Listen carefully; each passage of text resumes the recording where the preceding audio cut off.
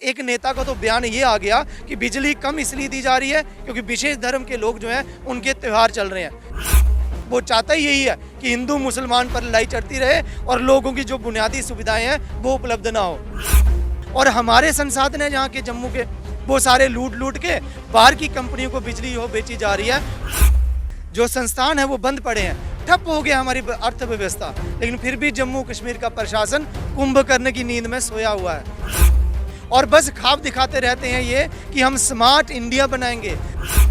Development के नाम पर हमें ठगा जा रहा है। आज तक एक बयान नहीं आया है एलजी महोदय जी का कि आखिरकार बिजली का संकट क्यों है। घिन आती है आप लोगों से और आप लोगों पर शर्म आती है कि न जाने किस भूल में हमने आप जैसे लोगों पर भरोसा कर लिया।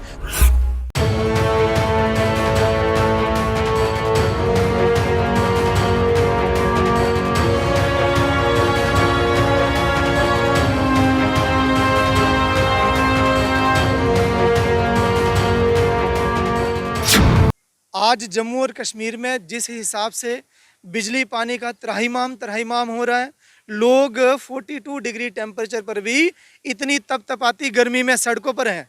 चाहे वो जम्मू के लोग हों, राजौरी के लोग हों, पुंछ के लोग हों, कश्मीर के लोग हों, सांबा के हों, कठुआ के हों, हर डिस्ट्रिक्ट के लोग आज रोडों पर हैं। आज सारे व्यापारिक संस्थान है वो बंद पड़े हैं, ठप हो गया हमारी अर्थव्यवस्था, लेकिन फिर भी जम्मू कश्मीर का प्रशासन कुंभकर्ण की नींद में सोया हुआ है और बस ख्वाब दिखाते रहते हैं ये कि हम स्मार्ट इंडिया बनाएंगे, स्मार्ट सिटी बनाएंगे, बुलेट ट्रेन जो है वो चलाएंगे। लेकिन बुलेट ट्रेन तो छोड़ो, आज हमारी जो 4 घंटे की बिजली है ये भी लगातार हमें दे करके राजी नहीं है। और अगर बिजली नहीं है तो पानी नहीं है, और अगर पानी नहीं है तो हमारा जीवन आगे बढ़ेगा कैसे, और अगर बिजली नहीं है तो रोज़ की हमारी जो एक्टिविटीज़ है, इकोनॉमिक एक्टिविटी, वो चलेंगी कैसे। आज व्यापारी वर्ग इतना परेशान है, स्टूडेंट दायरा इतना इनसे परेशान है कि कोई भी इंसान हमारे जम्मू कश्मीर में कोई सुन के राजी नहीं है। हमें तो बस अनाथालय में इस प्रकार के छोड़ के बाकी सारा शासन प्रशासन चला गया है और हमारे संसाधन है जहाँ के जम्मू के, वो सारे लूट के बाहर की कंपनियों को बिजली हो बेची जा रही है और मोटी कमाई की जा रही है। भ्रष्टाचार किया जा रहा है, बस किसके नाम पर? गुड गवर्नेंस के नाम पर, डेवलपमेंट के नाम पर हमें ठगा जा रहा है और हमें दूसरे दर्जे का नागरिक भारत देश में बना करके दिखा दिया है। यहाँ हिमाचल में बिजली नहीं जाती है, आखिरकार हिमाचल में बिजली क्यों नहीं जा रही है? वहाँ का शासन प्रशासन अच्छा है। और अगर यहाँ जम्मू कश्मीर में बिजली इनसे उपलब्ध नहीं हो पा रही है तो साफ शब्दों में यही कहना है कि जम्मू कश्मीर का शासन प्रशासन जो है वो अपनी भ्रष्टाचार की वजह से आज लोगों के साथ धोखाधड़ी कर रहा है और लोगों को इस प्रकार का जीवन व्यतीत करने पर विवश कर रहा है।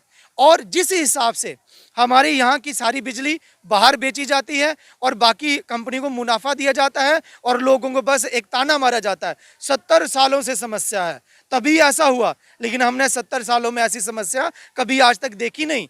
और रही बात बाकी सियासी पार्टियों की, वो इस प्रकार की बयानबाजी कर देते हैं कि सांप्रदायिकता के नाम पर हमें अगेन बिजली के संकट को जोड़ने जा रहे हैं। यानी जो मौजूदा राजनीतिक दल जो यहाँ पे शासन प्रशासन चला रहा है वो उसको एक नया आयाम दे देते हैं, यानी उसका भी ध्यान डाइवर्ट कर देते हैं। वो चाहता ही यही है कि हिंदू मुसलमान पर लड़ाई चढ़ती रहे और लोगों की जो बुनियादी सुविधाएं हैं वो उपलब्ध ना हो। और इस प्रकार से एक नेता का तो बयान ये आ गया कि बिजली कम इसलिए दी जा रही है क्योंकि विशेष धर्म के लोग जो हैं उनके त्यौहार चल रहे हैं। तो मैं ये बताना चाहता हूँ, जब हमारे त्यौहार चल रहे थे, जब नवरात्रे चल रहे थे, तो तब भी बिजली का संकट ऐसा ही था।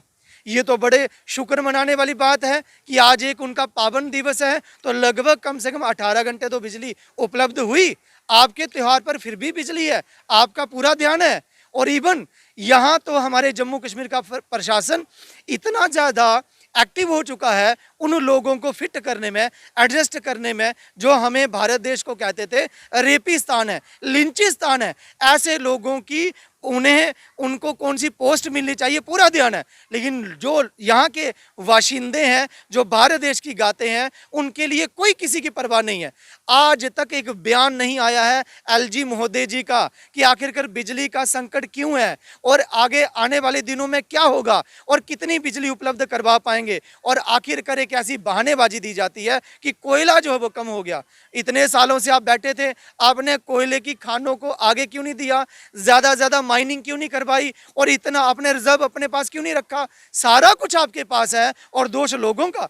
मैं कहता हूं कि इस प्रकार के आप कार्य कर रहे हैं जिसकी वजह से लोग आपसे बहुत ज्यादा नाराज हैं, और आने वाले दिनों में आपको ये बहुत बुरे दिन देखने को मिल सकते हैं। लोगों के साथ ऐसा विश्वासघात, धोखाधड़ी नहीं करनी चाहिए, यही कहना चाहते हैं। यहाँ पर प्रधानमंत्री जी माननीय कहकर गए और कि आप लोग बड़े खुश नसीब हैं, आपके दादा दादी नाना नानी बड़े प्रसन्न हो रहे होंगे कि आपने बहुत अच्छे प्रशासन को चुना है, बड़ी अच्छी पार्टी को आपने चुना है।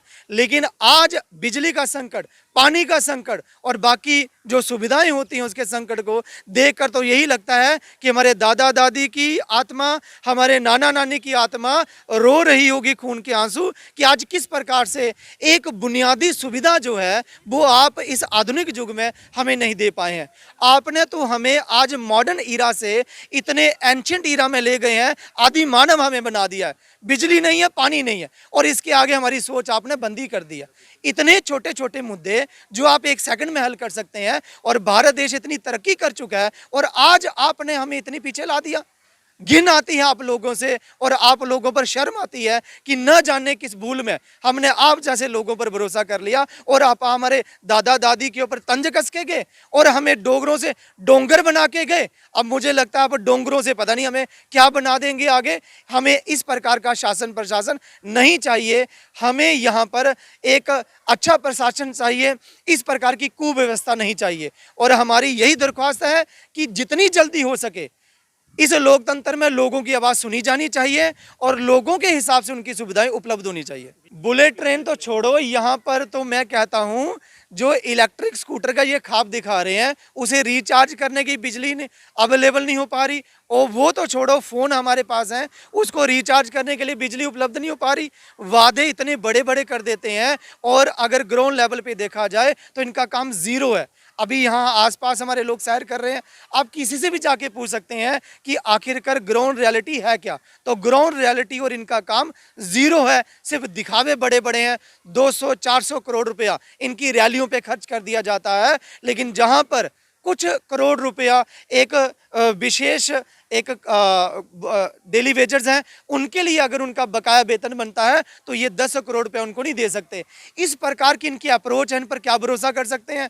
ये बहुत बड़ी धोखाधड़ी चल रही है, लूटा जा रहा है हमारे देश को और हमारे संसाधनों को। हम लोगों के साथ बहुत बड़ा विश्वासघात हो रहा है।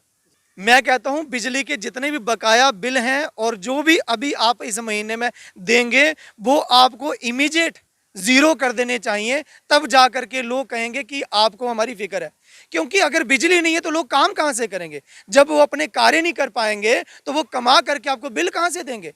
जब वो किसी दुकान पे जाते हैं फोटोकॉपी कराने तो वहां पे लाइट नहीं होती है, जब कोई फॉर्म फिलअप करने जाते हैं वहां लाइट नहीं होती है, जब कोई बेचारा किसी प्रकार के जैसे आजकल काफ़ी सारे बिलिंग की जाती है दुकान पे, स्टेशनरी की दुकान हो या कोई कन्फेक्शनरी स्टोर हो, वहाँ पे किसी प्रकार की बिलिंग की जाती है तो नहीं हो पाती। जब वो बिल ही नहीं बना पा रहे हैं, अपने रोज़मर्रा की ज़िंदगी उन्हें चला पा रहे हैं, तो आपके बिल कहाँ से भरेंगे? बिल तभी दिया जाएगा जैसे सुप्रीम कोर्ट की गाइडलाइन है कि अगर आप उस प्रकार की हमें सर्विस प्रोवाइड करवाते हो, सर्विस आपकी जीरो है तो बिल भी हम जीरो चाहते हैं। इस प्रकार का हम जो आपके द्वारा जबरदस्ती हम पर इतना बिलों का भार थोप दिया जाता वो नहीं चाहते। या तो फिर आप बिल लीजिए बाबुओं की कोठियों से जहां पर 24 घंटे बिजली आ रही है, आप उनको 24 घंटे बिजली दे रहे हैं, और जहां पर हम सड़क पर आम नागरिक तड़प रहे हैं, हाहाकार मचा दिया है, लेकिन आप सुन के राजी नहीं है।